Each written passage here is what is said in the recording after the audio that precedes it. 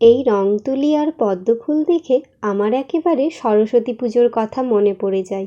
সরস্বতী পুজোয় ছোটোবেলায় বই খাতার পাশে এই রং তুলি রাখতে কিন্তু একেবারেই ভুলতাম না, কারণ বইয়ের পাশাপাশি এগুলোও কিন্তু আমার খুব প্রিয়।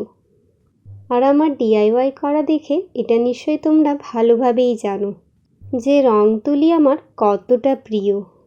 তো আজ সরস্বতী পুজোর কথা ভাবতে ভাবতেই মাথায় এলো এই রং তুলি আর প্যালেটের কথা। তাই ভাবলাম আজ এই শেপেরই একটি সুন্দর চাবির রিং বানানো যাক। আর এই চাবির রিংটি বানাতে বানাতেই কিন্তু আমার অনেকটা ক্লে বেঁচে গেছিলো।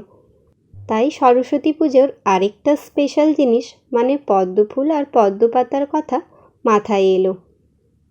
তাই এই দুটো কিউট কিউট চাবির রিং বানিয়ে ফেললাম। তোমাদের কোনটা পছন্দ হয়েছে কমেন্টে অবশ্যই জানিও। আজকের জন্য বাই বাই।